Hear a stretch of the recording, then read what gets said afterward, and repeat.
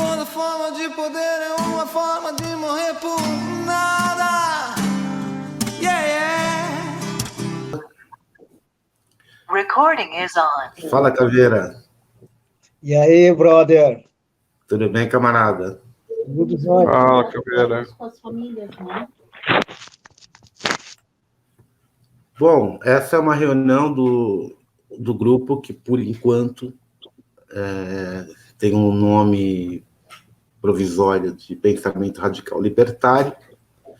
É uma mesa redonda e a ideia é aprofundar as discussões que nos levam, evidentemente, de teoria, que nos levam, evidentemente, à prática, né? Um tipo determinado de prática.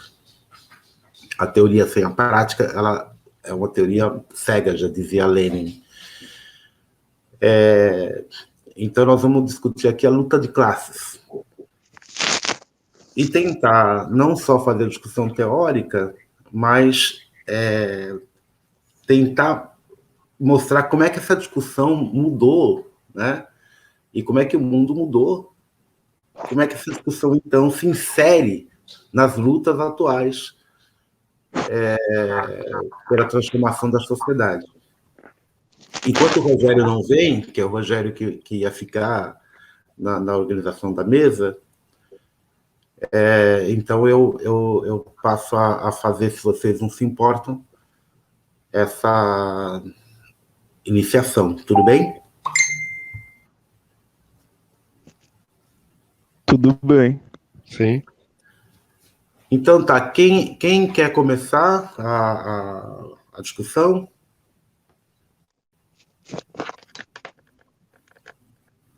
São todos ouvidos. Querem que eu comece? É uma boa se você começar dando um viés, assim, porque luta de classe é um tema bem amplo, né? Bem Quem sabe para começar a conversa, assim, tentar dar um viés para qual aspecto da luta de classes. Ok. No mundo atual, nós estamos vivendo um processo onde o capital está tentando produzir aquilo que a burguesia sempre quis, que é o capital sem trabalho. Essa discussão do capital sem o trabalho, ela é antiga, né? Ela não é de hoje. O Proudhon, ele, num dos textos dele, inclusive que eu coloquei aí, ele diz sobre a sociedade das máquinas, né?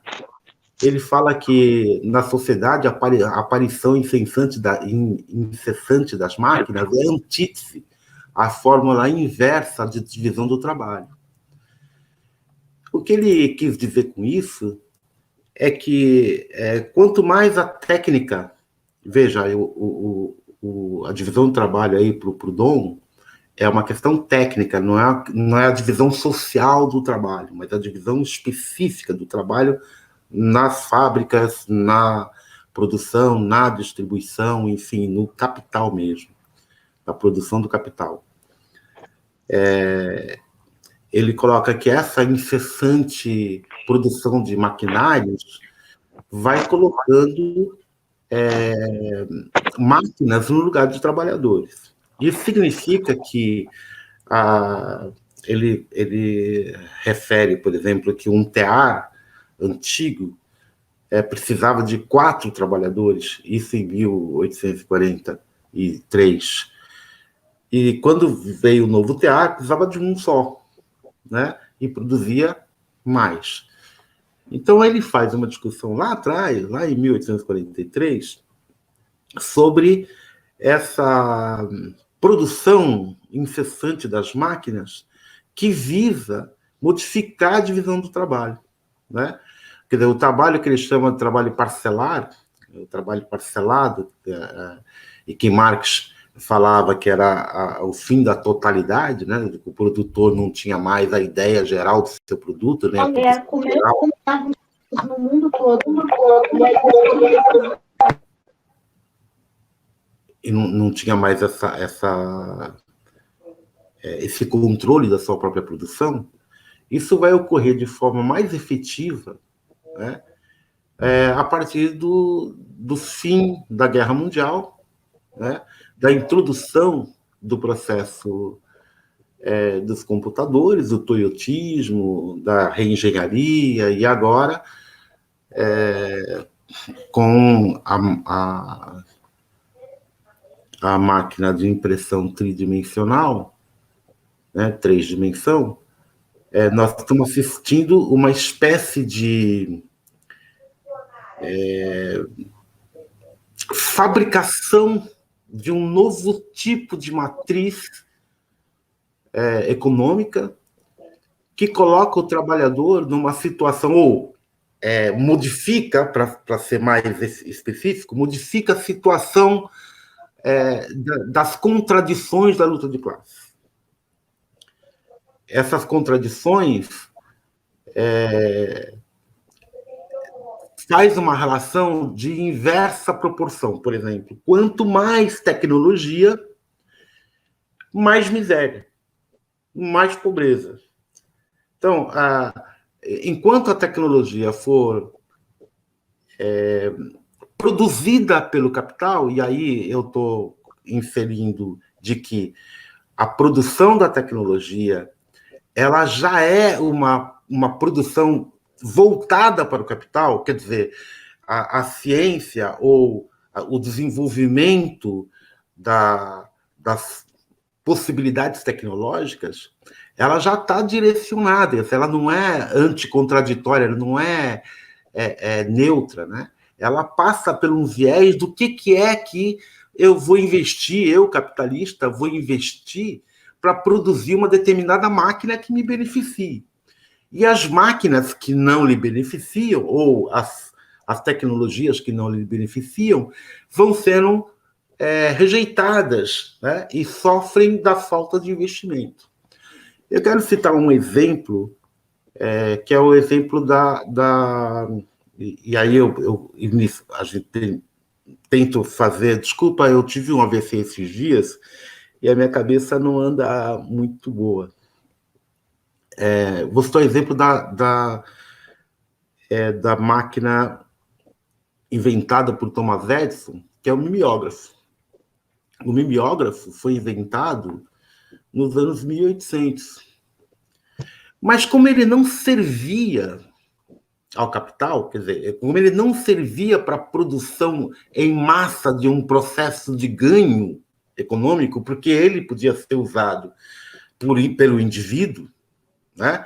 Tanto é que nos anos 70, tanto nos Estados Unidos como no Brasil, nós vamos ter o retorno do mimeógrafo. O mimeógrafo vai voltar à cena, né? Porque no Brasil a gente tinha a ditadura militar, né? E nos Estados Unidos começa aquele movimento artístico que quer se livrar do capital, quer dizer, das grandes empresas editoriais, tal, e passa a fazer a poesia, né, e os escritos, tal, através do mimeógrafo.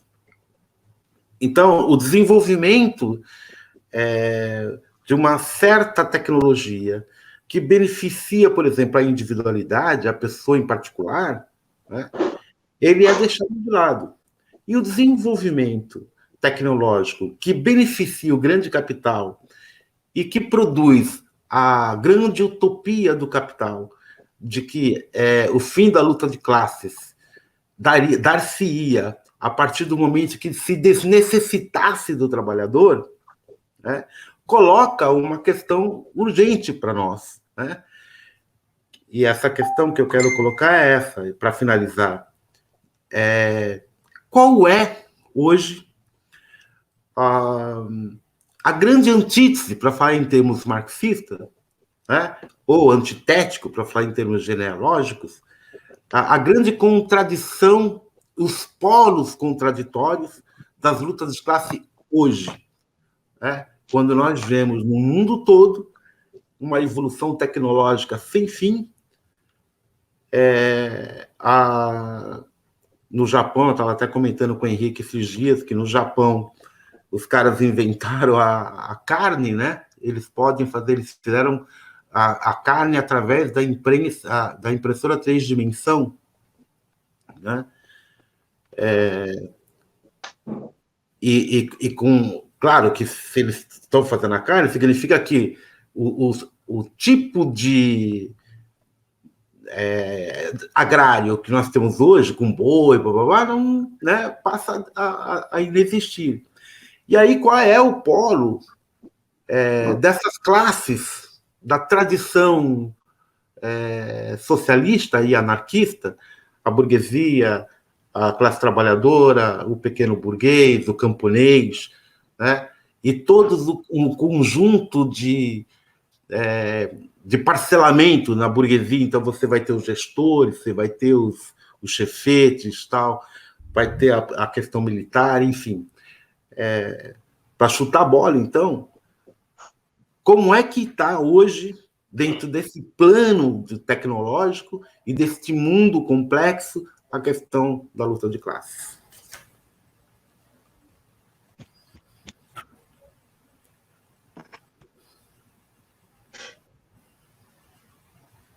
Está aberto aí, camaradas.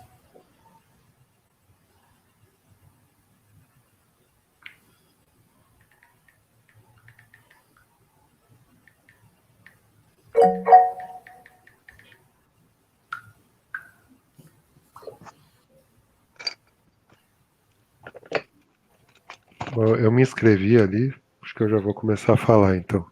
Pode falar. Eu acho que para as classes capitalistas, eu parto do princípio que são duas, né? São a burguesia de um lado e os gestores ao lado dela também, mas é comum a gente se referir somente à burguesia, né? Mas não podemos esquecer da importância dos gestores, né? Que também são uma classe tão capitalista quanto a burguesia e que geraram o capitalismo de Estado nas experiências ditas socialistas, né? Que, aliás, considero que chamar aquilo de socialismo faz parte da ideologia burguesa, né? É uma falsa interpretação da realidade. Havia extração de mais-valia, só que ela era feita por gestores, né? Não havia ali uma burguesia proprietária dos meios de produção que estavam estatizados, mas havia proletariado sendo explorado e tendo mais-valia extraída, né? Mas atualmente não, né? Mas isso, se a gente for analisar a história do capitalismo, as principais crises pelas quais ele passou, não é muito, a minha área não é muito economia, mas a gente poderia resumir que foram crises de superprodução, né? Então, o capitalismo, ele vive esse eterno dilema.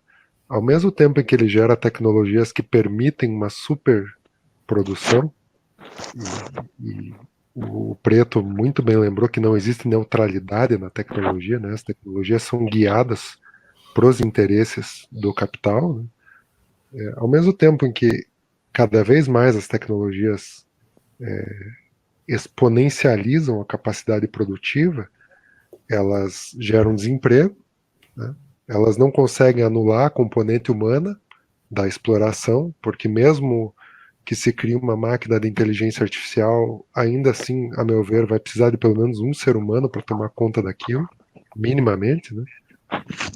Também talvez esteja no horizonte que a gente ainda não consiga imaginar, né? Mas esse desemprego não pode chegar a um nível, ultrapassar aquele nível aceitável do exército de reserva, a ponto de não haver consumidores para aquela mercadoria, né? E não só a falta de consumidores, como o desemprego, a falta de ocupação do proletariado não pode se transformar em motivo de questionamento das instituições do capitalismo. Então, esse é o dilema. As forças produtivas aumentam e o capitalismo tem que tentar, a capacidade das forças produtivas aumenta e o capitalismo ao mesmo tempo tem que tentar manter intactas as relações capitalistas de produção, as relações sociais de produção sendo capitalistas, né? Inicialmente seria essa contribuição.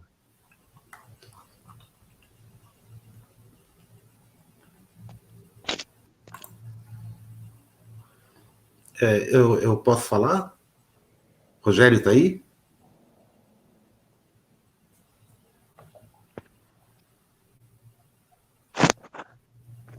Eu só queria lembrar uma questão do Proudhon também, que é o que o camarada Henrique mencionou agora, que é o seguinte, que o Proudhon fala, isso lá em 1843, né, na Filosofia da Miséria. Ele fala que quanto mais as máquinas se desenvolvem, né, e menos trabalhadores, eles entram nesta contradição de que, na medida que o capitalista quer uma sociedade sem trabalhador, porque aí ele evita o problema da luta de classes entre capital e trabalho, né, ele entra numa outra antinomia, para usar os termos de Proudhon, que é a antinomia do seguinte: bom, mas o produto precisa ser consumido, precisa ser comprado. Né? E a matriz econômica que está chegando agora, ela leva em conta essa consideração, mas da seguinte maneira: ela quer produzir o trabalho precário. Então, nós estamos diante de uma situação onde aquilo que, aí eu quero dar minha posição sobre isso, aquilo que a gente chamava antes de lumpenproletariado, aqueles que têm trabalho precário, que se viram para conseguir alguma coisa, que não dá mais para você fazer aquela discussão moral entre o trabalhador e o desempregado, quer dizer, o trabalhador e o marginal, o trabalhador e não sei o quê. E a gente entra num outro problema, que é o problema do seguinte: bom,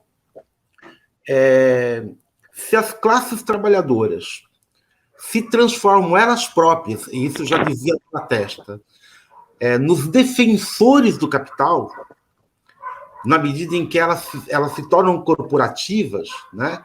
Então, o cara que produz o mármore de Carrara, né, para ele é importante, para ele manter o emprego dele, que a indústria burguesa, né, de produto supérfluo de mármore de Carrara permaneça. Da mesma forma que a venda de automóveis, né, tem um papel importante para o EQNE, tem um papel importante para o trabalhador metalúrgico.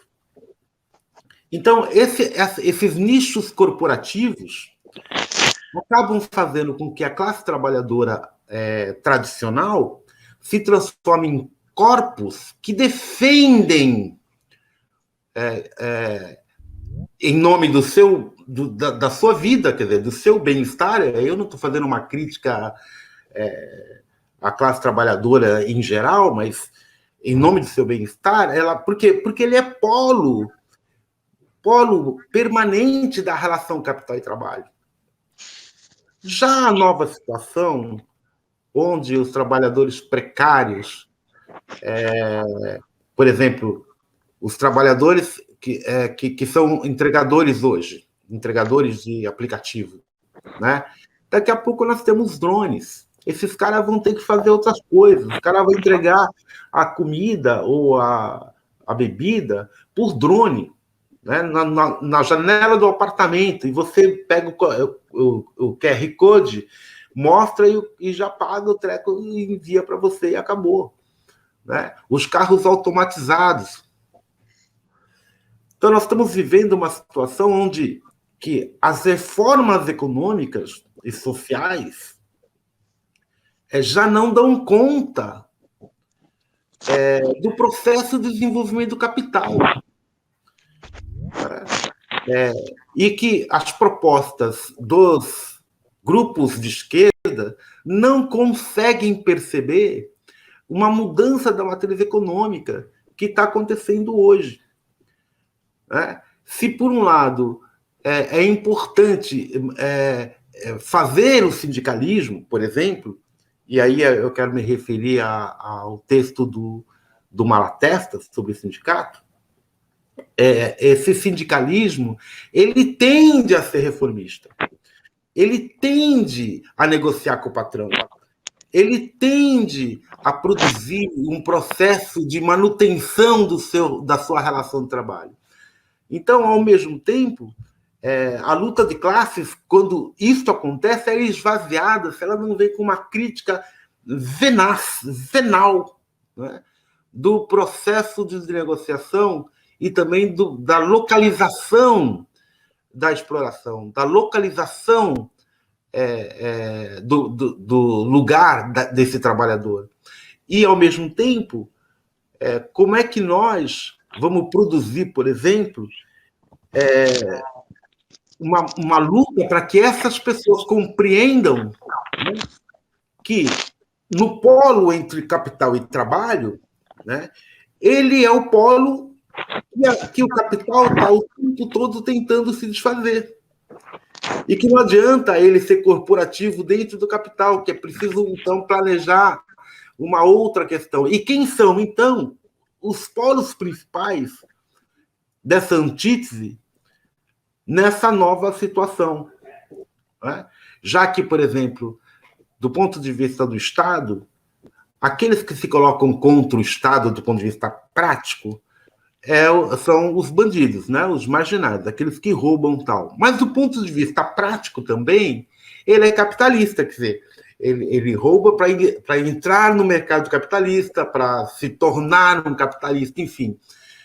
Eu estou tentando complicar a situação para que a gente possa pensar em como e quais os instrumentos que nós temos hoje para discutir essa nova situação.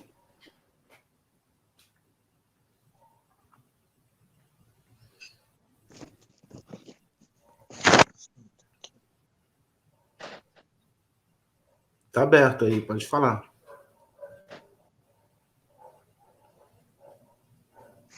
O seu microfone está desligado, Chicão.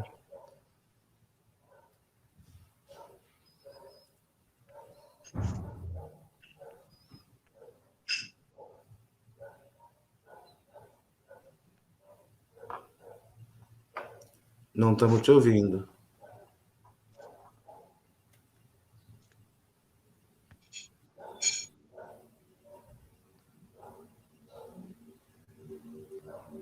Talvez seja alguma configuração do próprio computador do Chicão que deixou o microfone dele mudo.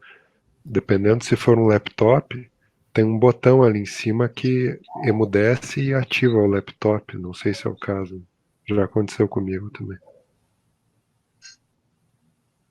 Ouviu, Chicão?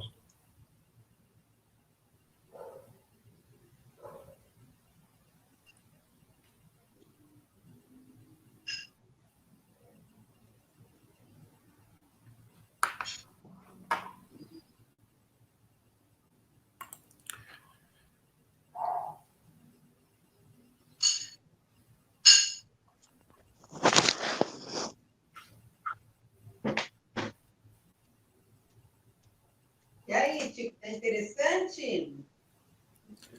Estou ouvindo aqui de rabo de olho. O Chicão, tu não está conseguindo ter voz aqui. Aconteceu alguma coisa aí na sua configuração.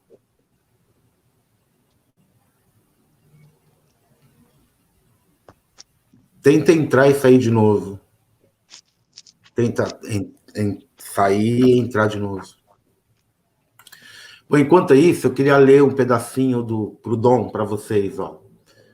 Atingimos apenas a segunda fase de suas evoluções e já encontramos em nosso caminho dois abismos que parecem infranqueáveis: a divisão do trabalho e as máquinas. Como fazer com que o operário parcelar, se for um homem inteligente, não se embruteça?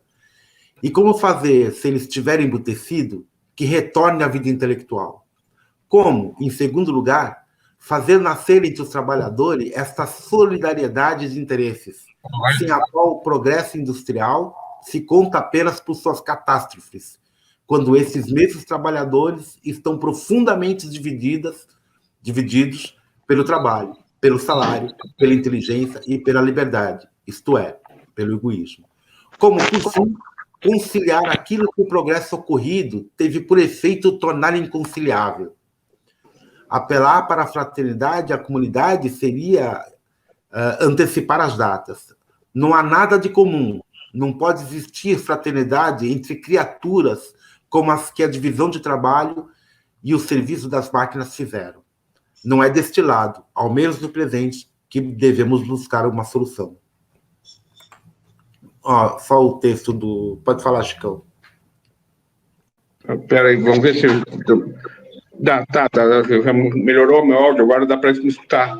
Não, então colocando um pouco sobre essa questão que estavas colocando, sobre essa modificação das relações de trabalho, né? Nós podemos notar que isso daí já vai começar ali, principalmente a partir da década de 80, né, os processos de reengenharia, né, onde o trabalhador vai receber uma parte do lucro, né, como forma de induzir né, aumentar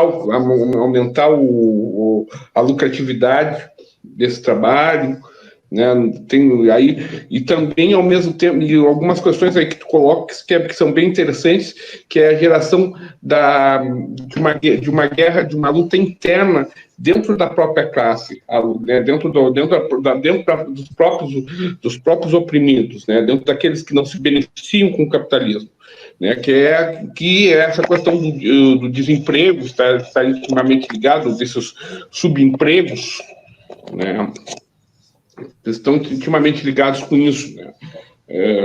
A questão, né, como tu colocasse bem, a questão, né, do ladrão, né, o cara que rouba, né, e aí tu cria uma luta interna, né, o problema não é o problema não é o capital, o problema é é o ladrão, o problema é o desempregado, é o vagabundo, né, tu cria essa série de problemas internamente dentro da classe que auxiliam bastante para o capital para ele ficar livre dessa luta, né? Livre dessa luta. Então e por vezes a classe começa a não se reconhecer como classe, né? Ela já não se reconhece mais como classe, mas sim como desejo de ser capitalista, ou o desejo de viver com as comodidades que o capitalismo vai lhe permitir, né?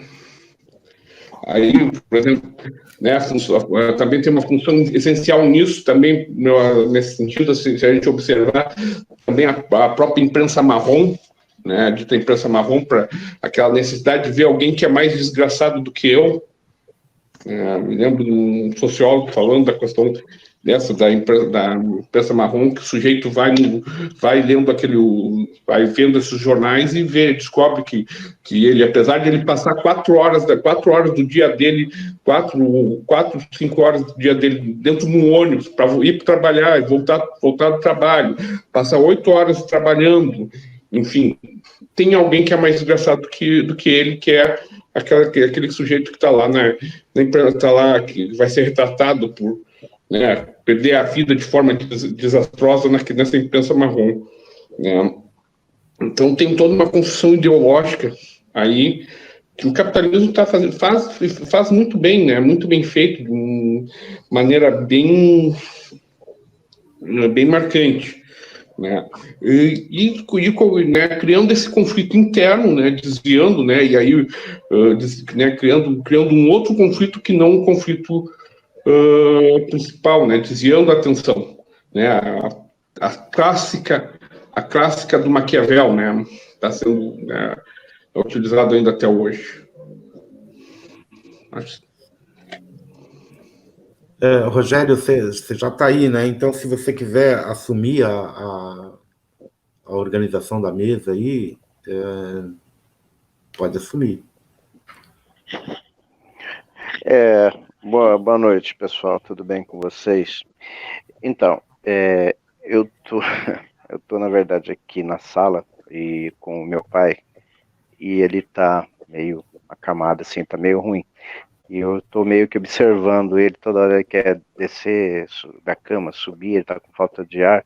Então eu prefiro ficar só na observação, se eu tiver que falar, eu falo alguma coisa daqui a pouco e tal.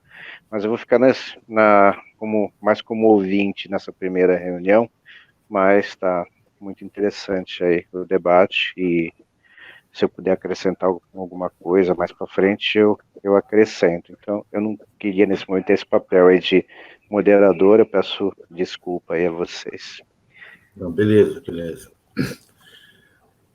Bem, o Chicão colocou uma questão importante, mas que eu quero questionar.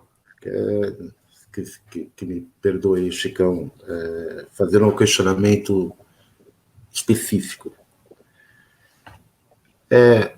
Hoje, a noção ideológica ela está tão disseminada, como disse o Chicão, que nós temos um grande problema. Por exemplo, o trabalhador de aplicativo, a noção dele de luta anticapital praticamente não existe. Porque ele não vê o capital como um problema, ao contrário, ele quer ter o seu próprio carro, a sua própria moto, ou os caminhoneiros, o seu próprio caminhão, e se tornar um profissional liberal. E a luta dele contra a relação geral, ela fica obscurecida. Fala, Henrique. Não, pode terminar a tua intervenção, daí eu faço minha fala. O que eu estou tentando dizer é o seguinte, é que vamos olhar, por exemplo, a luta de classes do ponto de vista agora do Brasil, por exemplo, né? Então nós temos uma classe trabalhadora que se perdeu com seus sindicatos, né, na negociação com o patrão. Do outro lado, nós temos os trabalhadores precarizados que lutam para sobreviver e cuja intenção é ganhar mais e ter a sua própria... ser patrão de si mesmo, né? Como dizia o Proudhon lá atrás, que o cara quer ser patrão de si mesmo, ou o próprio Malatesta. E não vê uma saída senão dentro do processo de reforma do Estado. Porque nós, de forma geral, precisamos rever como que a gente produz uma ideia de sociedade anticapital e anti-exploração que pareça para essas pessoas melhor, uma saída melhor do que a saída que elas estão tendo hoje. E isso eu acho que a luta de classes ela tem esse papel, porque quando nós colocamos que a luta de classes ela porque existe, porque a noção de luta de classe em geral é uma noção vazia, né? A luta de classe, bom, luta de classe. Não, ela tem o seu rastro, né, dentro de uma contradição de uma sociedade que explora, onde tem um grupo explorador e um grupo que é explorado. No entanto, esse grupo explorado hoje, né, se dividiu de forma trágica. E agora nós estamos precisando repensar em como nós podemos produzir essa luta, ao mesmo tempo apontar para um caminho factível para essas pessoas que não seja um caminho da reforma. E aí eu acho que a gente devia pensar um pouquinho mais na questão da tecnologia e na questão da mudança da matriz econômica, porque uma dos papéis que nós temos hoje na mesa, do ponto de vista tecnológico, é a impressora 3 dimensão, por exemplo. Ela nos dá uma outra questão, que é o seguinte, que se você está precisando de um garfo, você não precisa mais comprar o garfo. Você pode fazer o garfo com a impressora 3 dimensão. Só que isso não vai estar nas mãos dos trabalhadores. Ora, mas isso significa um conjunto de novas possibilidades, desde a organização comunitária para fazer carros para uso coletivo, para fazer o que se precisa com máquinas possíveis, e produzindo, então, uma outra dimensão da luta de classes. É claro que eu estou falando isso pensando no seguinte: o que tem por trás desse meu pensamento é o seguinte, é que esse processo anterior do capital, ele mudou. E que agora nós temos que olhar como olhava o Bakunin.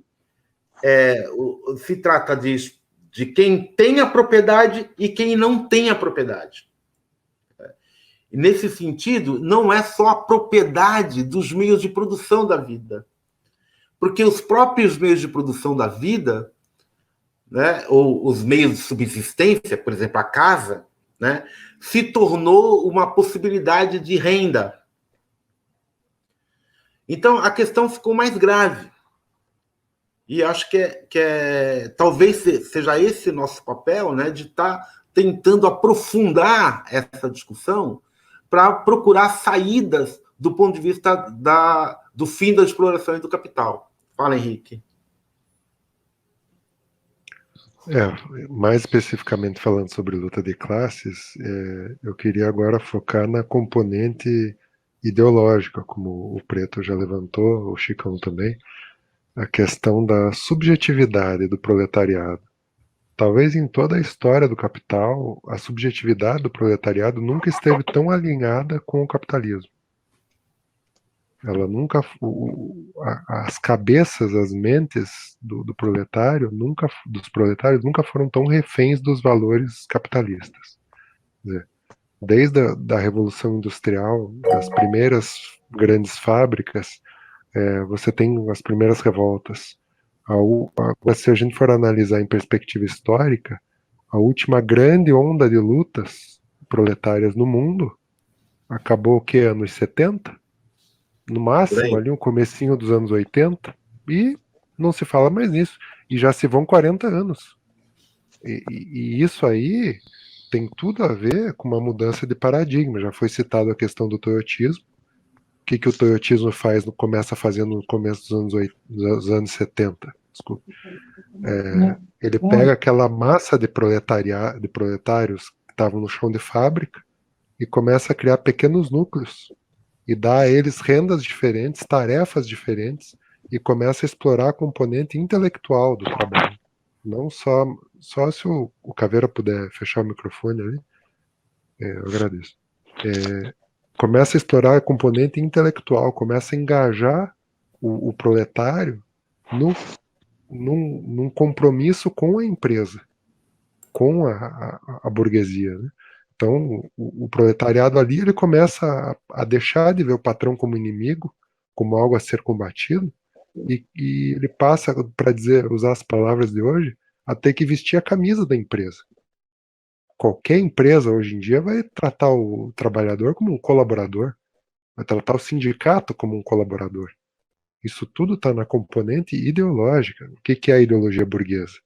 Em resumo, assim, de forma bem simples, a gente poderia tratar a ideologia burguesa como a capacidade que a burguesia tem, por meio de seus aparatos, seus aparelhos, de fazer o todo da sociedade crer que os valores da burguesia são os valores de todo mundo. Então todo mundo tem que estar disposto a defender aqueles valores. Isso já é uma realidade nos locais de produção. Talvez seja a primeira trincheira que a esquerda, que se preocupa em superar o capitalismo numa sociedade melhor, deva se preocupar. Eu vejo que isso no local de produção isso já é uma realidade. E talvez essa ascensão mundial de alguns partidos de direita com viés fascista, de extrema direita, aliás, seja uma tentativa de engajar o proletariado no resto das suas vidas. Quer dizer, você lá na empresa, você veste a camisa. Você fora da empresa, você tem que ser nacionalista, você tem que ser patriota, você tem que colaborar com a economia. Você não pode pensar só em você enquanto classe. Você tem que pensar em você enquanto indivíduo. O capitalismo, uma das grandes inovações que ele traz, que se diferencia do feudalismo, é a mobilidade social. E ele sempre vai explorar essa componente. Não, você pode ganhar na loteria e virar burguês. Você não é trabalhador, você é um empreendedor, como o Preto falou aí. É um discurso muito comum nos locais onde há a precarização do trabalho. Então, assim, talvez um primeiro passo para a gente fazer uma abordagem para bater de frente com essa ideologia burguesa que está arraigada hoje na subjetividade do proletariado, cabe à esquerda que se propõe anticapitalista, antiestatal, pensar do que o proletariado é capaz de colocar no lugar do capitalismo. E isso não é um exercício de imaginar. Vamos agora fantasiar. Não, é olhar para o passado. É olhar para as expressões da luta proletária, em que momentos da história que o proletariado ameaçou a existência do capitalismo. O que ele estava fazendo de diferente? O que ele propunha ao invés dos sindicatos? O que ele propunha ao invés da propriedade privada dos meios de produção? O que ele propunha ao invés da democracia? Né? Como que, nesses pequenos episódios, aí pode citar os soviets, os conselhos proletários, o sindicalismo revolucionário na Espanha, como é que esse pessoal, naquela época, e já se vão 100 anos ou mais em alguns episódios, né, ou quase isso, como é que esse conjunto do proletariado, que naqueles momentos atingiu talvez o ápice da consciência de classe, de sua classe, né, como é que ele estava pensando essa nova sociedade? Quais eram as, entre aspas, ou não, instituições que ele estava querendo colocar no lugar das instituições burguesas? Então, acho que talvez um primeiro esforço para a esquerda anticapitalista seja isso. Tentar olhar para o passado e depois voltar a olhar para o presente e, bom, diante das tecnologias que a gente tem hoje, do que o proletariado seria capaz hoje, diante das tecnologias de hoje e dos desafios que elas nos impõem. Fala, João. Oi, boa noite aí para quem chegou.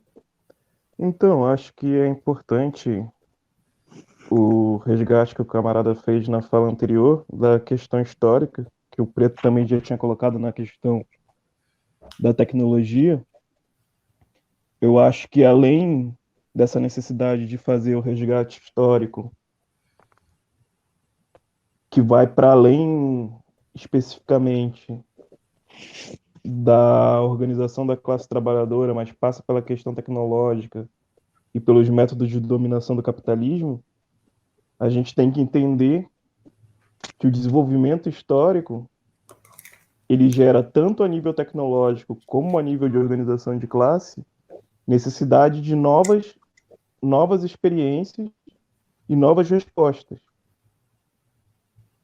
A gente pode ir lá atrás, buscar no sindicalismo revolucionário, buscar no conselhismo, buscar no cooperativismo antes dele degenerar vários pontos que a gente pode reutilizar, só que aquelas formas organizacionais elas são compatíveis com aquele período histórico. Não tem como a gente transportar para essa realidade concreta, atual. Assim é a questão da tecnologia. Hoje a tecnologia está num estágio que ela cumpre um papel específico para esse momento histórico. E aí eu concordo com a fala anterior também, que ela articula em duas instâncias, que seria a nível da infraestrutura, de garantir a dominação econômica e os aparatos repressivos, e a nível da superestrutura dessa questão ideológica. A todo momento a gente está sendo bombardeado a nível subjetivo e ideológico através da tecnologia. Praticamente 24 horas a gente está ligado tecnologicamente. Independente da pandemia, hoje a gente está para uma ferramenta tecnológica. E isso vai criando dentro da coletividade uma nova relação com a própria tecnologia. Eu acho que isso é o grande enredo a grande linha enredada que a esquerda se colocou, que eu acho que é uma questão histórica mesmo. Eu acho que hoje a gente não conseguiu digerir todas essas transformações históricas que a gente teve, sei lá, da década de 70, 60 para cá. Praticamente a gente teve vários saltos históricos a nível tecnológico, a nível produtivo, a nível da luta de classes. E aí, voltando para encerrar na questão dos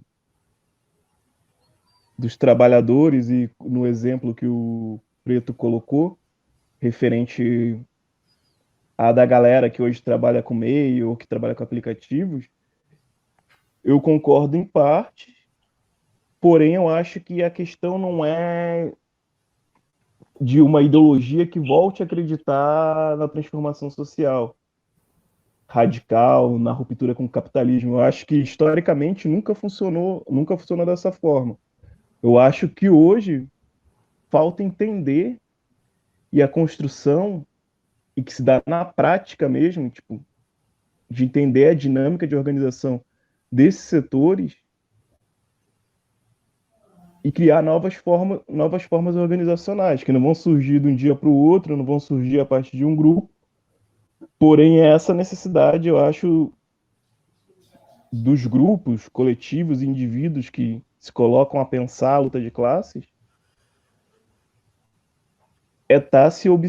tá meio que se lançando na realidade, mesmo que aprofundando teoricamente, com todas as ferramentas possíveis, para tentar entender o que está acontecendo e as formas que estão principistas ali, embrionárias, surgindo. Querendo ou não, todo o processo de exploração e toda a contradição capital-trabalho, ela gera forma de resistência. Não pode ser no formato explícito, às vezes é muito implícito, às vezes não é o formato de organização que a gente está acostumado tradicionalmente, mas tem um germezinho ali.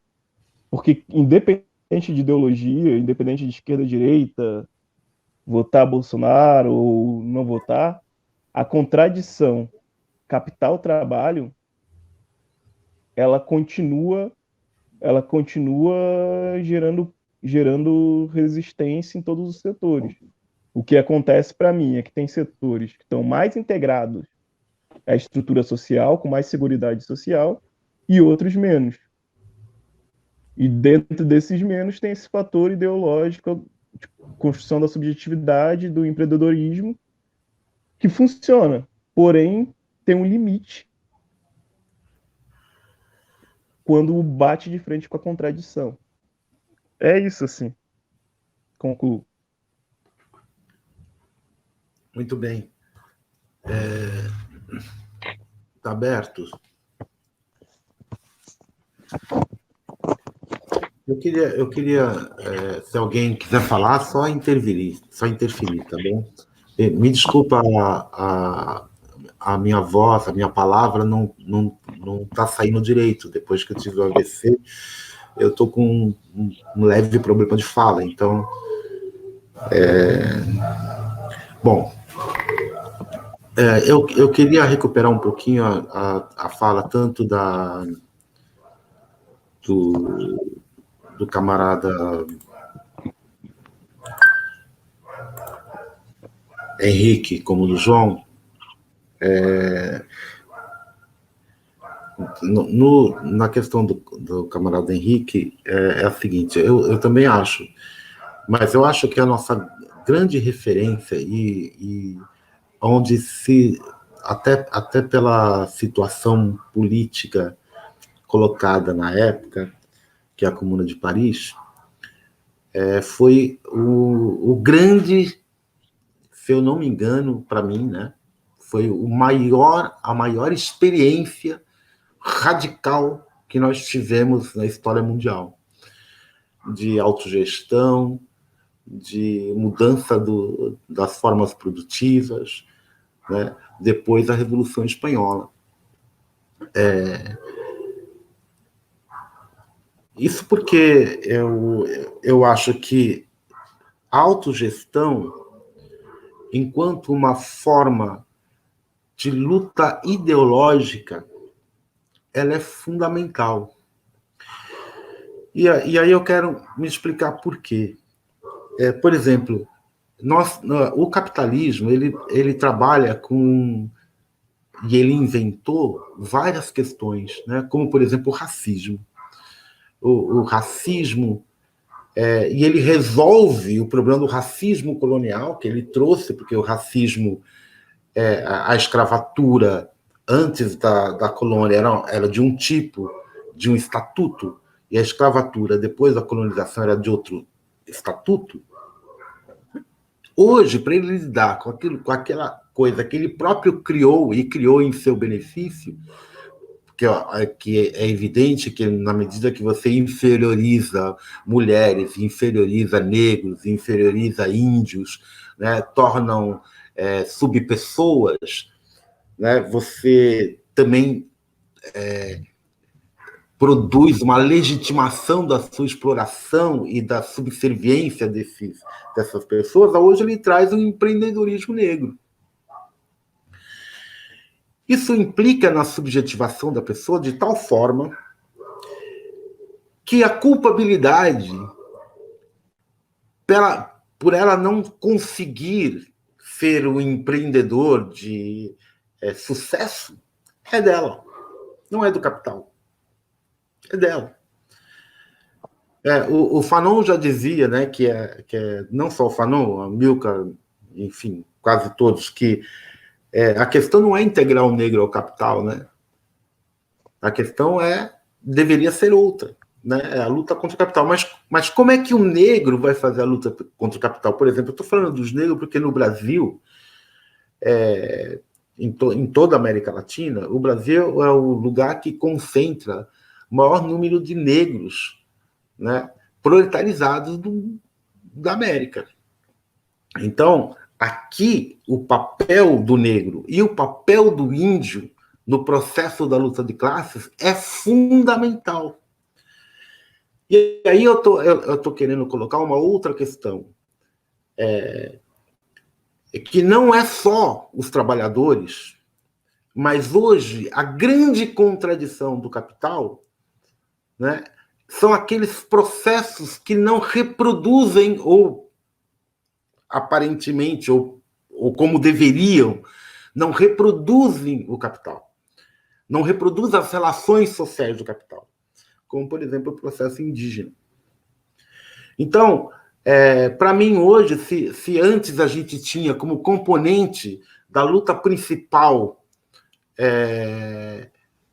operários e camponeses contra o capital, hoje nós teríamos, numa outra escala, operários índios, negros, né, e camponeses pobres, né, nessa estruturação da luta anticapital. Agora, ao mesmo tempo, é preciso que essa vontade de empreender, quer dizer, essa ideologia do empreendedorismo, se transforme em autoprodução da vida, em capacidade autoprodutiva.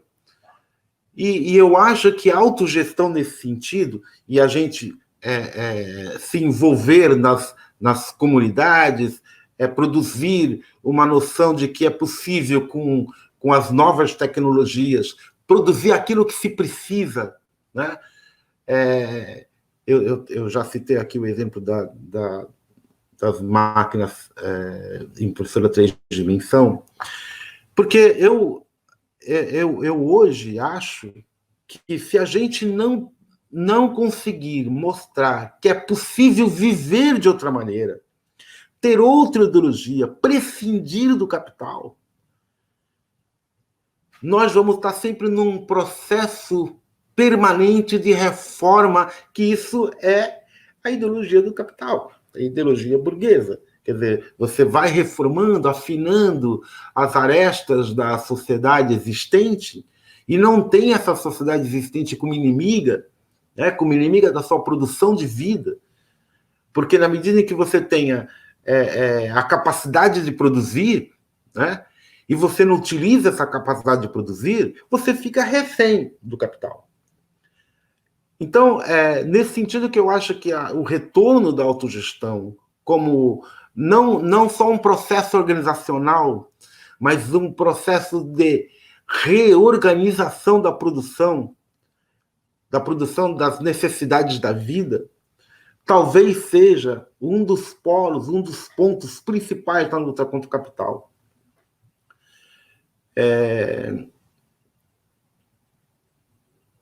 A Comuna de Paris, eu tinha citado a Comuna de Paris, porque a Comuna de Paris, o que ela fez? Né?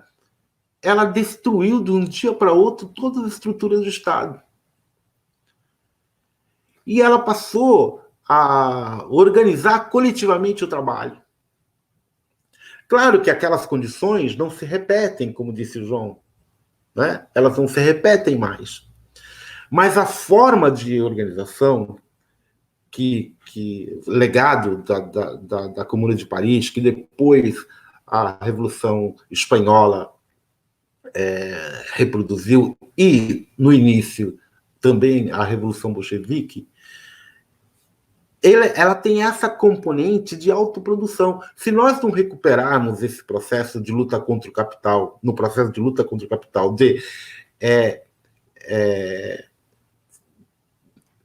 mostrar que é possível produzir a vida sem estar refém do capital, nós vamos estar com um problema para conseguir discutir com essas pessoas que entregaram suas vidas, que necessitam das suas vidas, né, as condições de viver. Né? E essas condições de viver estão vinculadas a essa subjetividade que o Klaus disse, que e nunca foi tão forte, essa subjetividade capitalista, da ideologia do capital, que traz uma contradição. Ora, se ela é responsável pela produção da sua vida, ao mesmo tempo, se ela não consegue porque o capital a impede, a relação não é com o capital, a relação é de culpabilidade. Então, a culpabilidade tem um processo fundamental, né? Ela é fundamento dessa situação colocada para o trabalhador. Se ele é desempregado, a culpa é dele. Se ele está fudido, a culpa é dele. Se ele não consegue empreender, a culpa é dele. Se ele não tem dinheiro e a moto dele está ruim e ele não consegue entregar mais, a culpa também é dele, porque ele não cuidou da moto, enfim. Então, se a gente não trabalhar com essa questão do afeto e da culpabilidade, né, nós não vamos estar combatendo a ideologia burguesa. E como é que a gente pode combater essa ideologia a partir dessa subjetividade, senão autopromovendo a organização do trabalho e da produção e das condições necessárias para a vida? Né? E essa é a questão para nós, né? Como é que a gente vai sair desse enrosco na medida em que, se você se auto-organizar e se auto-organizar como uma empresa, por exemplo, você passa na relação externa, você passa a ter uma relação com capital, ou seja, você passa a ser mais um processo explorador de reprodução do capital. Então, é preciso quebrar a fonte de reprodução do capital. A Rosa Luxemburgo já dizia que a questão do capital, ele precisa se reproduzir. Ele precisa se reproduzir nas relações sociais, ele precisa se reproduzir como forma de vida, ele precisa se reproduzir como organização da vida e dos sonhos, do pensamento, das convicções. Então, é por isso que eu acho que nós estamos num outro momento da luta de classes, onde a luta contra o capital não é apenas uma luta política, mas, como dizia o Proudhon, é uma luta social de reorganização da sociedade, né? A partir dos polos organizativos possíveis para nós, por exemplo.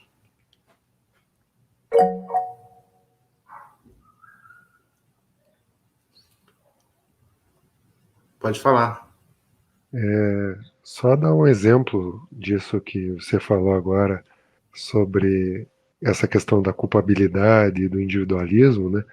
Que, se a gente for buscar na história, talvez tenha começado, sempre existiu, mas começou como política institucional de Estado ali, talvez a partir do Consenso de Washington, no começo dos anos 80, ali com Margaret Thatcher e toda aquela extrema-direita se articulando em combate à ideia de coletivismo cego que se propagandeava a existir na União Soviética.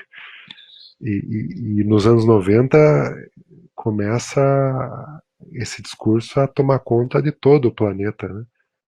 O fim de qualquer ideia de coletividade. Margaret Thatcher tem frases emblemáticas nesse sentido.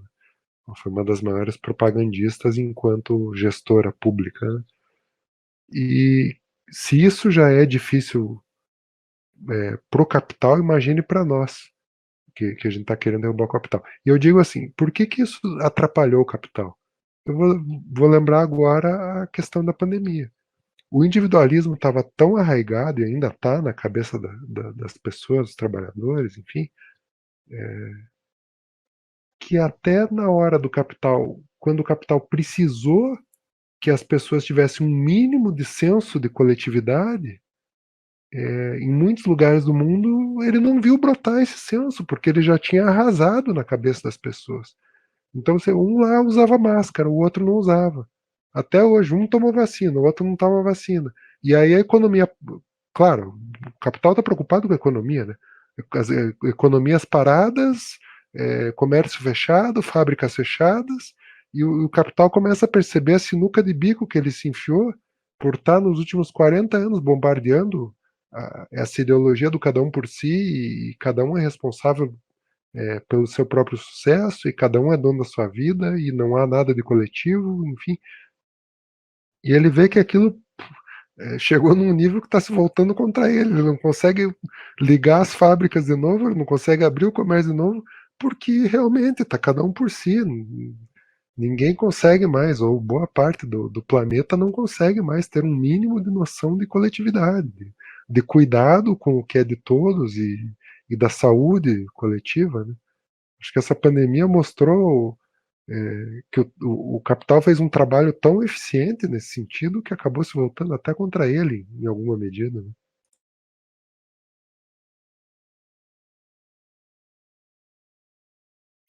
Sim, verdade. Alguém mais aí quer falar?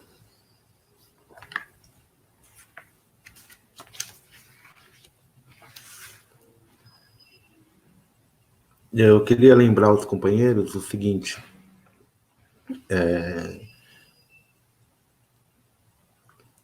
nós estamos usando a tecnologia, né, nesse momento aqui, ou pelo menos a tecnologia comunicativa.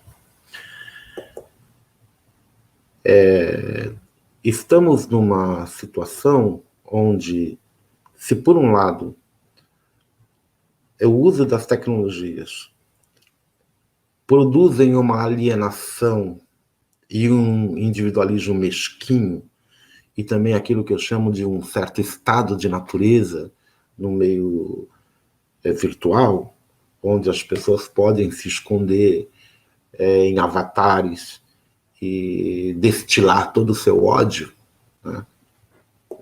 Toda a sua crueldade. Por outro lado, as tecnologias possibilitam também que outros discursos, outras fórmulas alcancem outras pessoas, né? Possibilite essa ampliação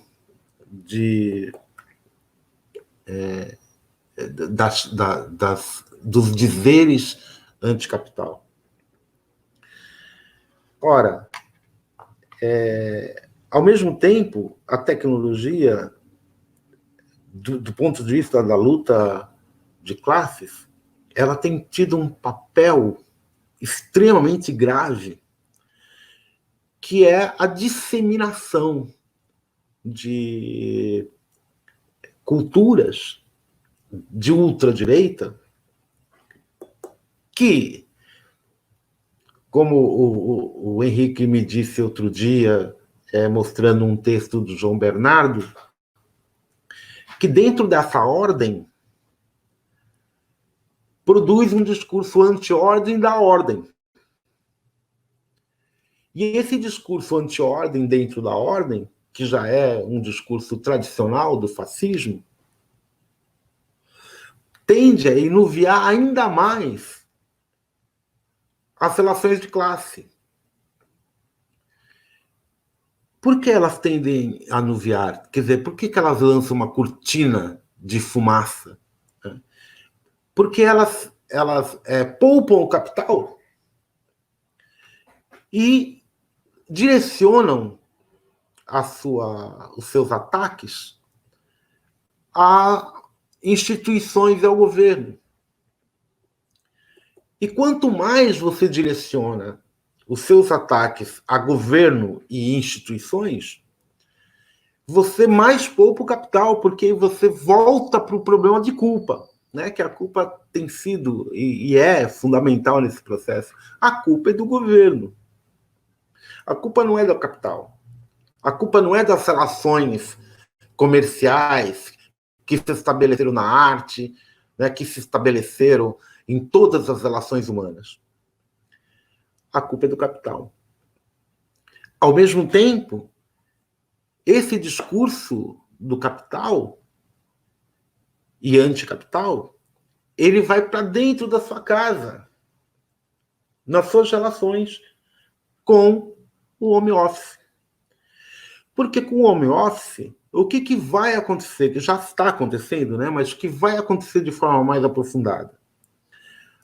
Aquilo que era o seu lugar de descanso, que era o lugar indevassável, como dizia o Código Civil, né, e as constituições, que a sua residência, o seu lar é indevassável, né, ele se torna uma unidade produtiva da empresa.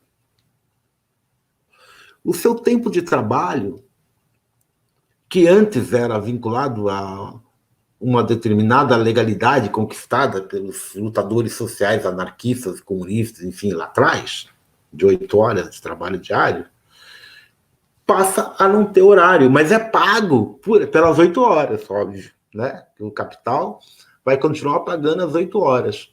Mas você passa a trabalhar o tempo todo. Você não tem mais feriado, você não tem mais sábado, você não tem mais domingo, né? Você não tem mais horário. Então você pode receber um e-mail de trabalho do seu chefe, por exemplo, à meia-noite, 2 horas da manhã, ele está lá, pensou naquilo, te manda para você.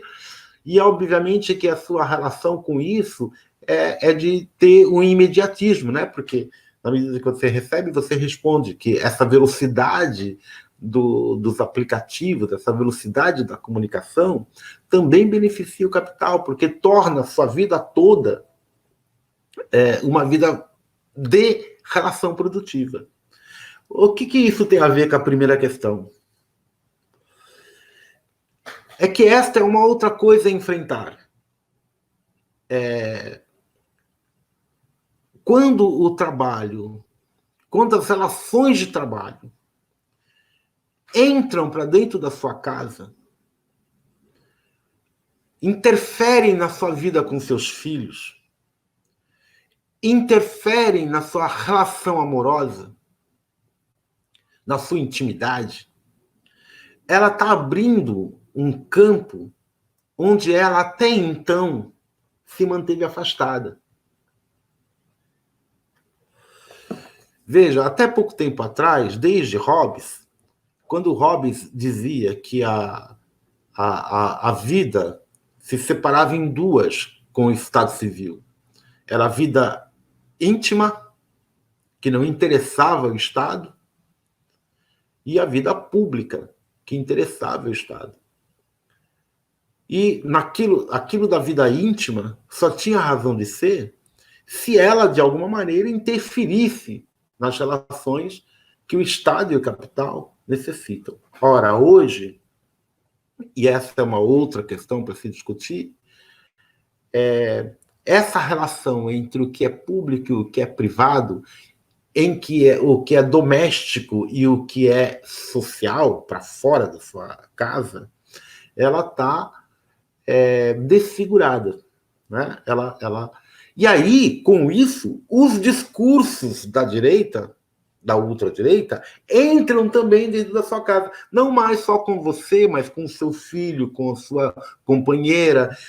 Ao mesmo tempo, quebra a relação de afetividade, quebra a relação dos afetos íntimos, né? E tornam esses afetos possíveis de ser atravessados pela relação do capital.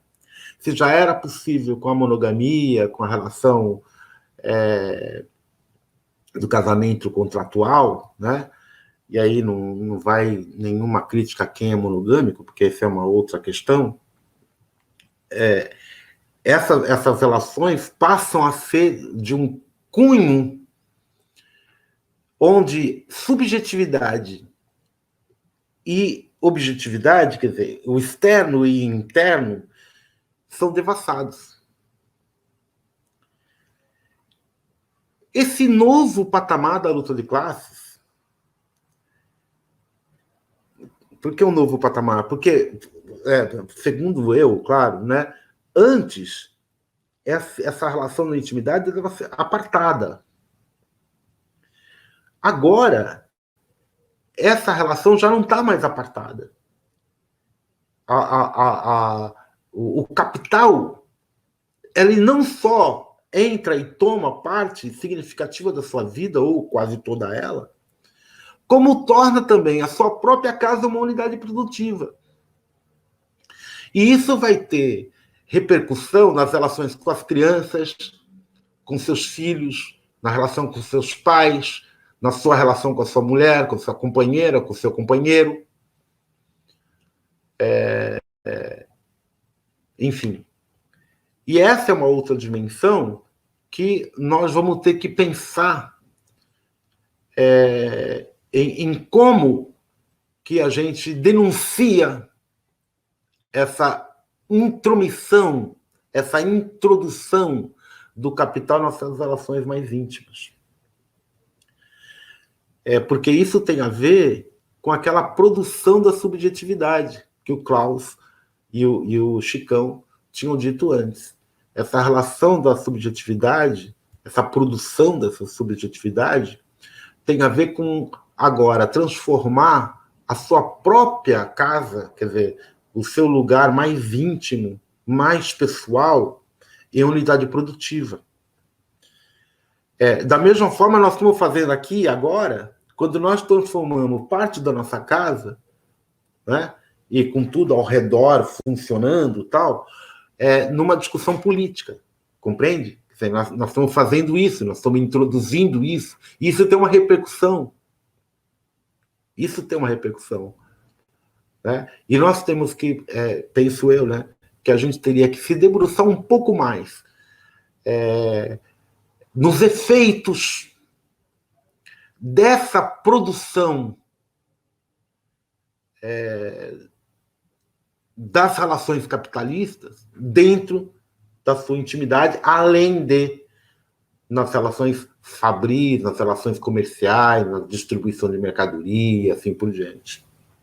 Eu penso que a gente deveria se debruçar um pouquinho mais sobre essa questão, até porque ela pode ser, amanhã, relações muito complicadas e muito difíceis de combater. Está aberto.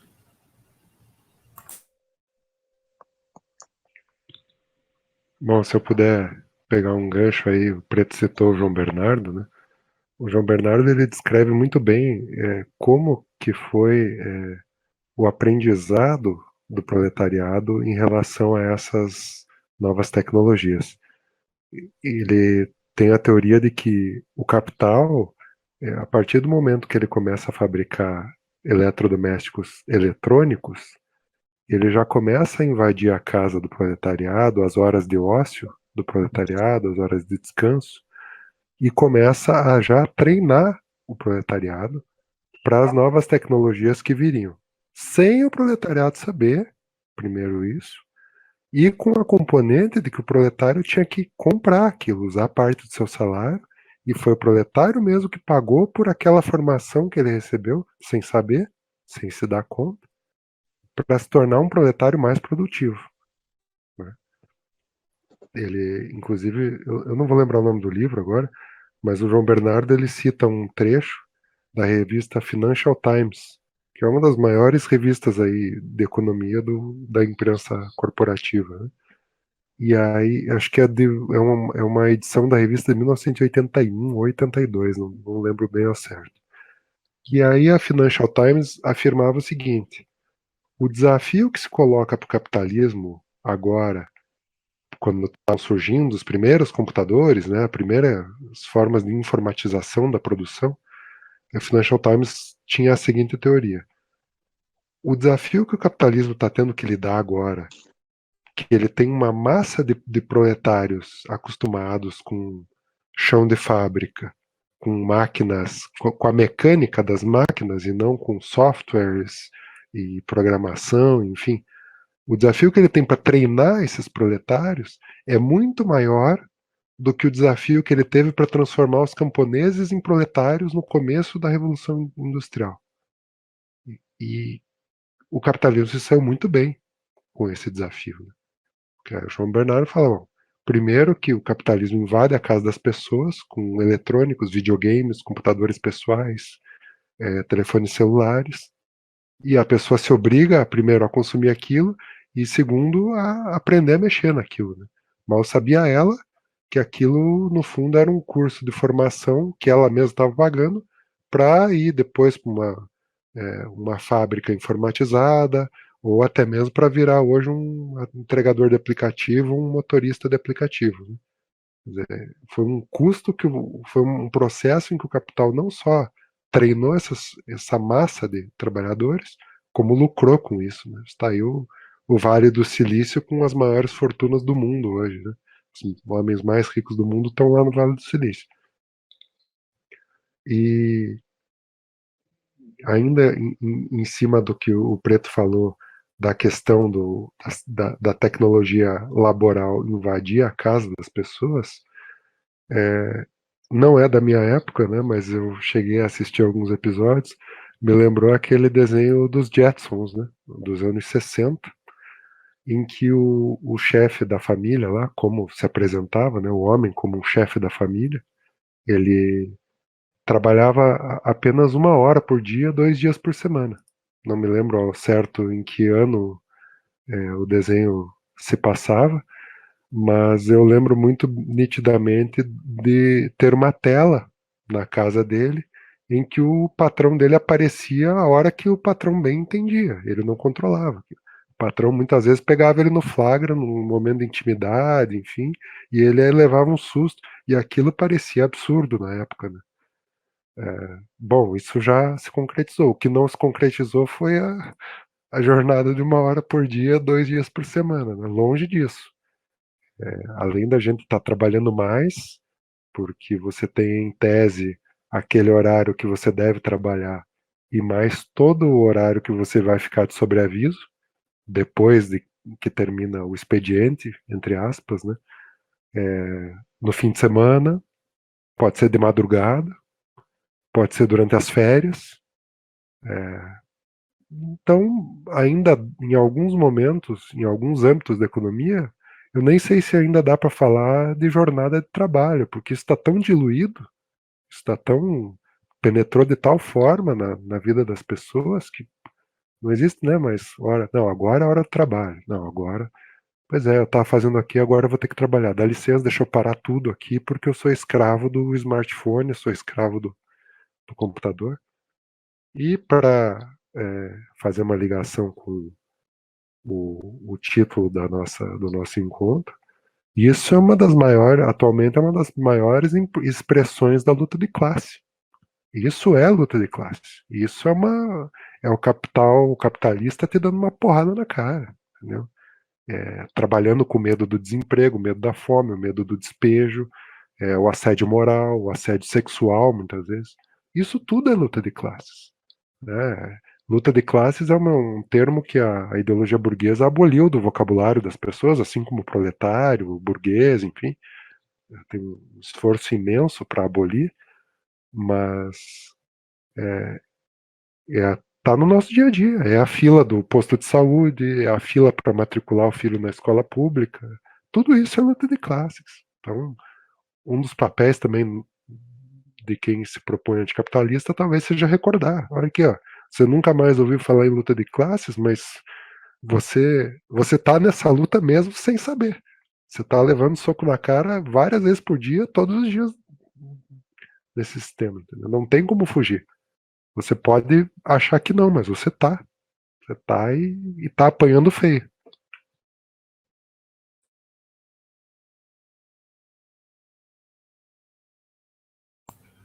Tá aberto aí.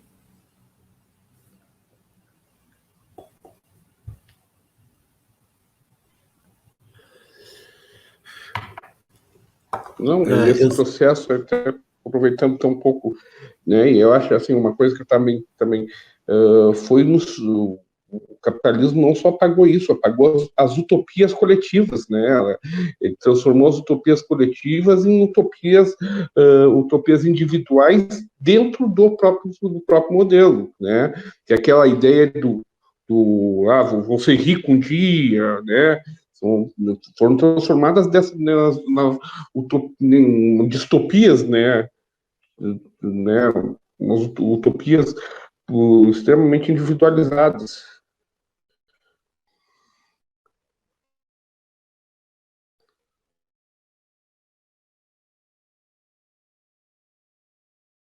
Sim, agora é bom que se frise, claro, cada um tem uma visão, assim, que quando a gente fala de individualizado, né, de individualismo, nós temos que colocar a questão do individualismo mesquinho, né? Isso, É o individualismo é isso que eu capitalista. queria. Sim, eu entendi, Sim, Chico. é isso que eu quero colocar. Mas porque existe um outro individualismo, né? Que é um individualismo que até a palavra ismo nele não cabe, né? Que é a individuação, onde você seja capaz de si, né? Ao mesmo tempo que você reconhece a transindividualidade, quer dizer, que você reconhece que você é de uma mesma espécie, né? E ao mesmo tempo, essa espécie não pode te submeter, porque senão ela se perde até enquanto espécie, né? Porque se toda espécie for submetida, né, se toda individualidade for submetida, a espécie é submetida. É claro que quando se fala em individualismo burguês, se fala em um individualismo onde você é o responsável por um lado, mas você não tem os instrumentos dessa responsabilidade. Você não tem os instrumentos de produção, né? Então, é o individualismo fajuto, de mentira, né? Porque, na verdade, você depende do patrão, daqueles que têm os meios de produção, para poder garantir a sua individualidade. Você tem que sair todo dia de casa, agora nem sair de casa mais, né? Você pode ficar em casa e trabalhar o tempo todo. O Jetson que o Henrique lembrou, mostra bem isso. O patrão aparece de repente na tela, sabe? E te pega lá beijando, sei lá, fazendo o quê, com a sua companheira ou com o seu companheiro, né? Dando banho na criança e assim por diante. Só que essa relação, hoje, ela se transforma numa relação onde a luta de classes ela desaparece. Ela é dissolvida. E ela é dissolvida porque os discursos, o tempo todo, é um discurso de luta pela sobrevivência, né? De capacidade individual dentro de um mercado determinado, de competição um com o outro, né? Porque, afinal de contas, se você quer entrar na universidade, por exemplo, você tem que concorrer com um monte de outros, né? Se você quer... e aí, esse monte de outros entra numa discussão de mérito. Quem tem mérito, quem não tem mérito. Se você não tem mérito, é porque você não fez o suficiente, que você é responsável pela sua própria miséria. Esta é a pior relação e talvez o pior discurso que o capitalismo produziu, que é o discurso do mérito. E esse discurso ele vem com uma contrapartida, e é importante que a gente discuta, né, por que ele funciona, como é que ele funciona. Né? Porque ele parte de um pressuposto que como os bens são finitos e as necessidades parecem infinitas, né? Ou aqueles que necessitam parece maior do que os bens que são produzidos, e esse é o discurso por trás da questão do mérito, há que se ter a capacidade, há que se ter a possibilidade inata, né, ou a habilidade produzida, para poder se cercar daquilo que você necessita. Esse discurso é um discurso extremamente importante, porque ele diz para você que, se você ficar doente, a culpa é sua, porque você não cuidou da sua saúde, porque você não tomou as precauções de vida, porque você não se alimentou direito, porque você bebeu demais, porque você se preocupou demais, porque você... Sabe aquela música do... eu queria viver melhor, como é que é? Do Titãs lá, que Titãs canta? Esqueci.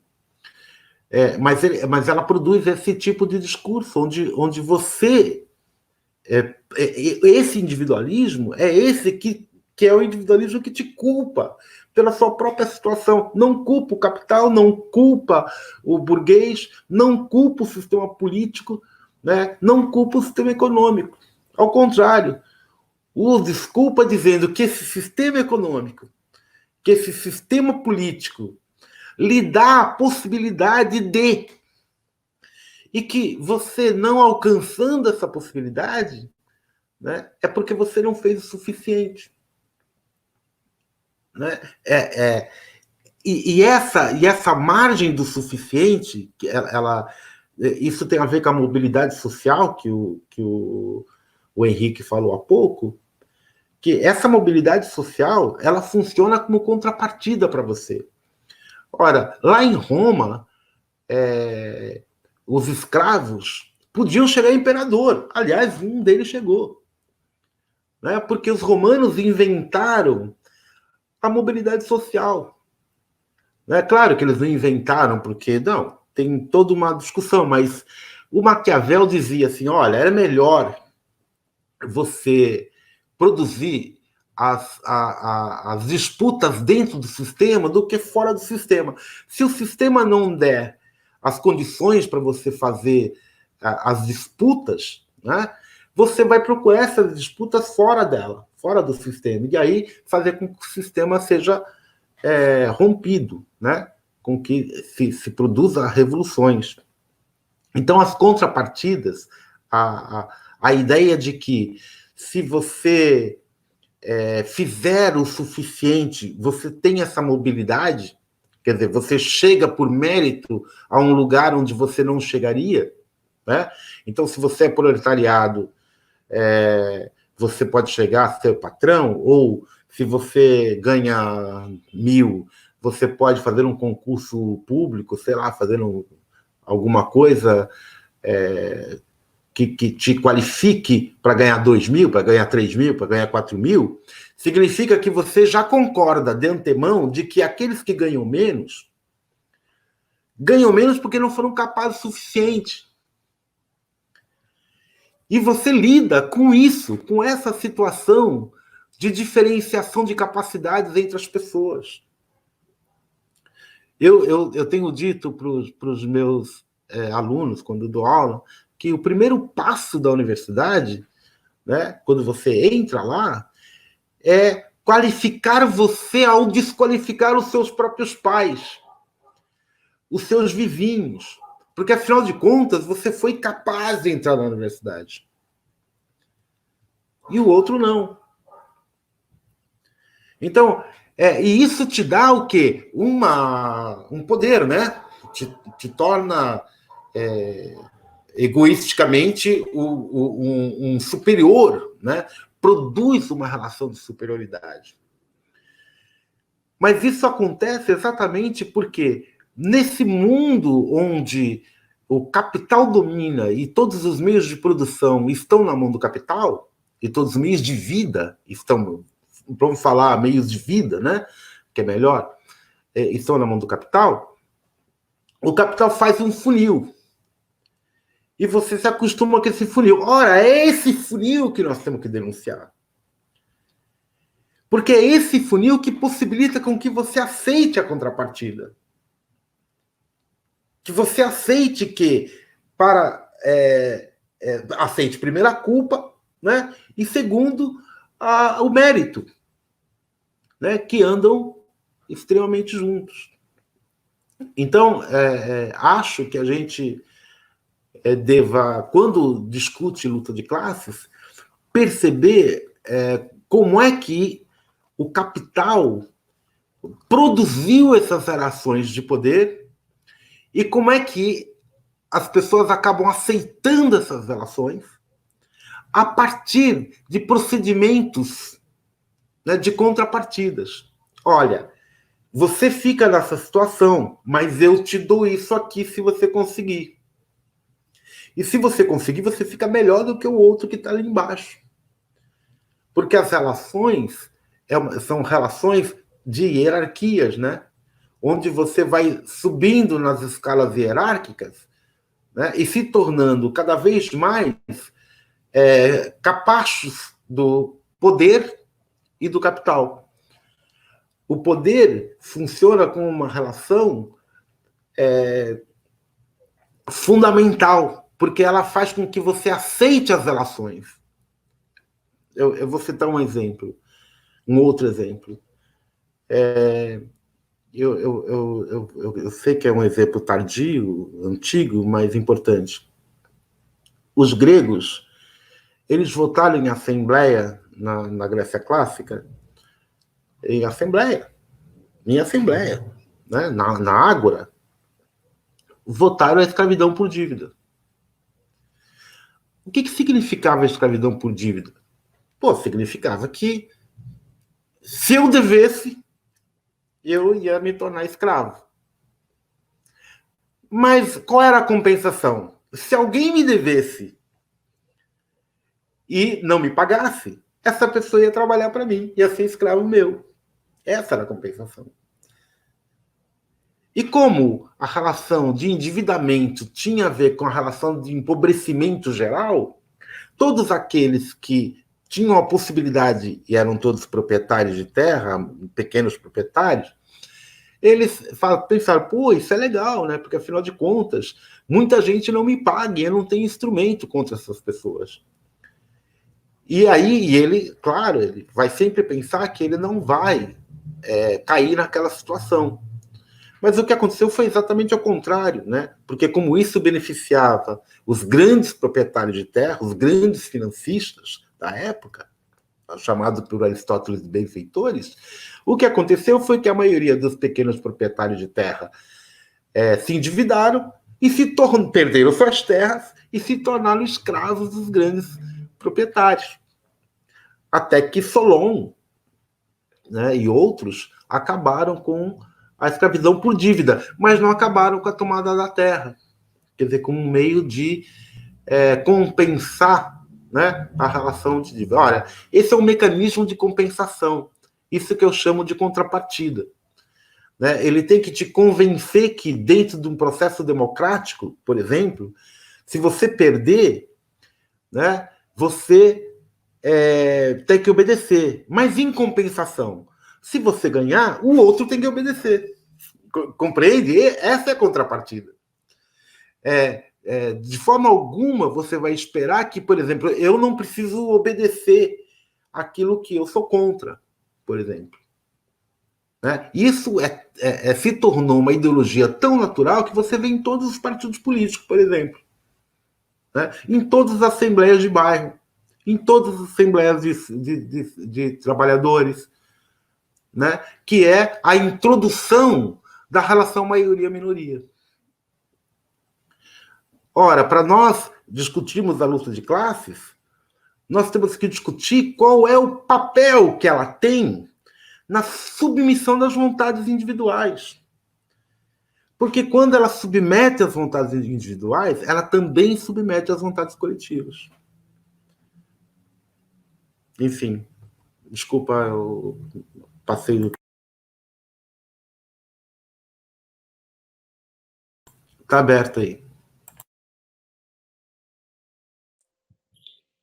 Bom, gostaria de fazer uma fala final, então, com base no que o Preto falou, mais em relação a essa ideologia da meritocracia, né, que é uma mentira gigantesca, de que o burguês é burguês porque se esforçou mais ou porque trabalhou mais e que todo mundo e merece ser multibilionário e passear de foguete sozinho pela órbita da Terra, né, como a gente viu aí esses tempos, porque ele é uma mente iluminada, enfim.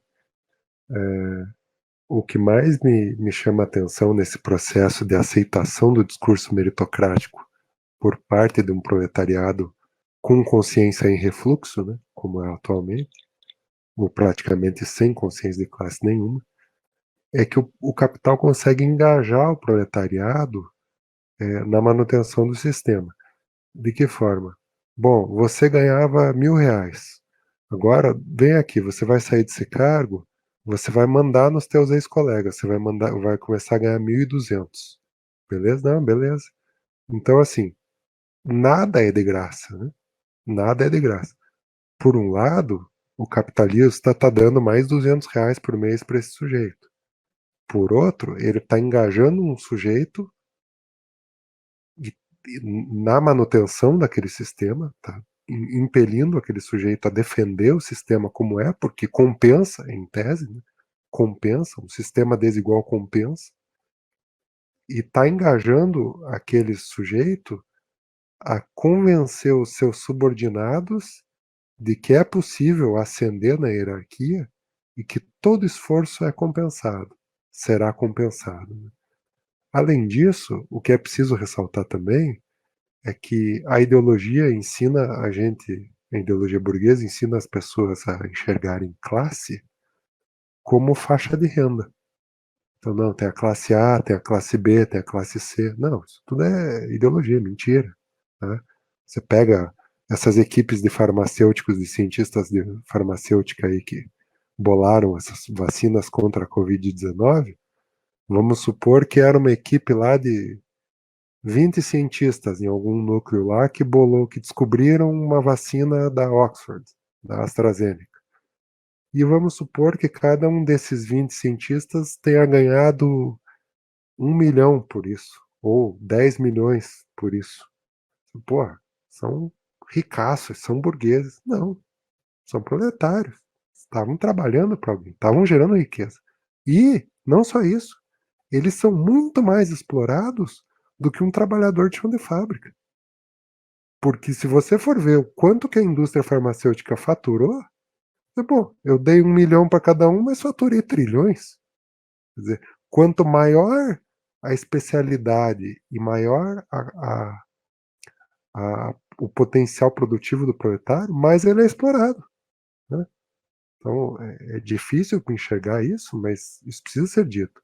As classes não se baseiam em faixa de renda, se baseiam no papel que a pessoa ocupa na produção.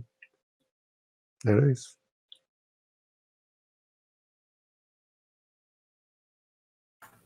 Bom, companheiros, eu queria primeiro aqui agradecer a Maritza de México, que está acá conosco. Gracias, Maritza, y que usted sea bem-vinda. A Maritza participa do movimento zapatista lá em São Cristóbal de las Casas. É uma companheira muito valiente, muito combativa, e estou muito grato por sua presença. Também agradecer ao Chicão, ao Caveira, ao Rogério, ao Henrique, ao João, ao Kenny e a todos os companheiros que estiveram nessa produção dessa primeira mesa redonda. Eu vou abrir aqui para que os companheiros se despeçam e a gente, então, na próxima reunião, a gente decide qual vai ser a próxima mesa redonda e também as críticas que nós dessa produção aqui, como é que foi, se foi bom, se não foi bom, o que tinha de errado, o que era preciso fazer, como é que precisa aprimorar, enfim, essas coisas. Está aberto aí para que os companheiros se despeçam. Lembrando que isso vai se tornar um vídeo que vai para o YouTube e que muitas outras pessoas poderão assistir. Bom, então vou começar a me despedir. Então, foi um prazer estar com os companheiros, com o pessoal, tá? É sempre bom revê-los, né, os companheiros, e conhecer os novos camaradas, né, que aí estão, né, enfim, eu acho que foi bastante produtivo. Acho que a proposta aqui, eu acho que sempre a proposta sai com com mais dúvidas do que certezas, né? Eu acho que pensar e repensar esse processo, o processo libertário, né? Pensar e repensar né, o capitalismo, né? Esse capitalismo aí que não, né, que se molda né, de forma diferente, né, a luta de classes, enfim, né, acho que foi bastante produtivo nesse sentido, né. Então, tenho mais é que agradecer aí pelo convite, pelo papo, tá?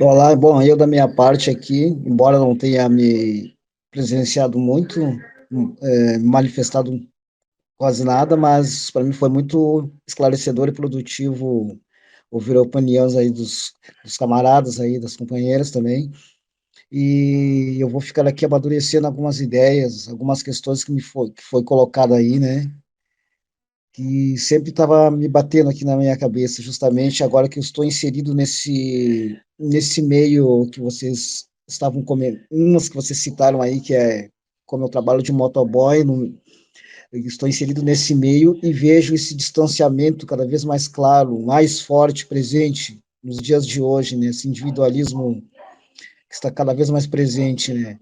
Mas isso eu vou madurando aqui tudo isso que eu ouvi aí, né? E essas questões todas que foram debatidas, né?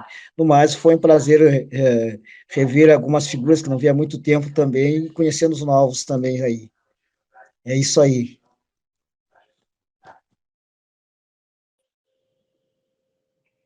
Bom, gostaria de me despedir agradecendo a oportunidade aí de poder fazer essa troca de ideias, escutar outras ideias também.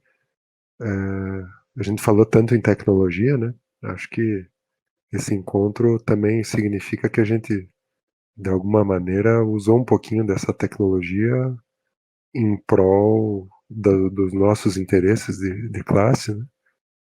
E certamente, mas sempre lembrando que se a gente está podendo se reunir dessa forma nesse momento atual, é porque a gente ainda não está incomodando o suficiente, né? Então, assim que a gente começar a incomodar, o capital vai tirar isso da gente, com certeza, né? E a gente vai ter que criar outra forma de nos manifestar, mas enquanto a gente está conseguindo, vamos aproveitar ao máximo que a gente puder. Abraço a todos. Continua aberto, companheiros.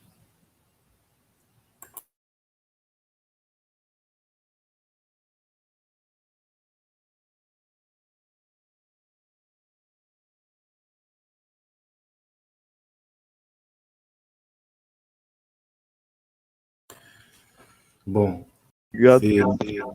fala. Não, pode falar aí. Não, eu tava esperando alguém falar, pode falar. Não. Obrigado pelo convite. Foi bom. Eu acho que esses espaços são importantes para a gente fazer uma troca mesmo de tanto conhecimento, mas como perspectiva mesmo do que a gente está esperando, querendo ou não, a gente expõe o que está frustrando a gente, assim. Eu acho que é isso. Aí na próxima é nós. Valeu.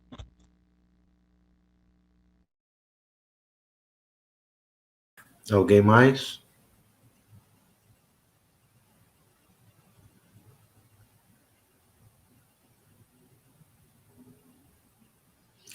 Bom, então, se alguém mais quiser falar, pode me interromper e se despeça.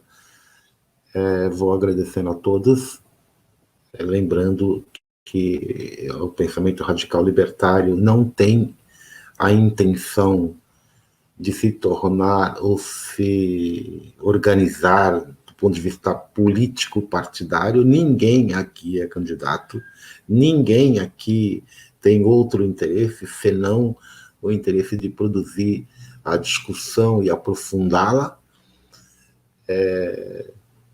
e que isso fique bem claro o tempo todo, porque nós, as pessoas que estão aqui, são pessoas que estão na luta social e têm pensado essa luta social na medida que a pratica. Então eu quero agradecer a todos e esperar que a gente tenha, de alguma maneira, contribuído para ter um zumbizinho no ouvido e que as nossas certezas não sejam mais tão fortes. Um abraço. Até mais.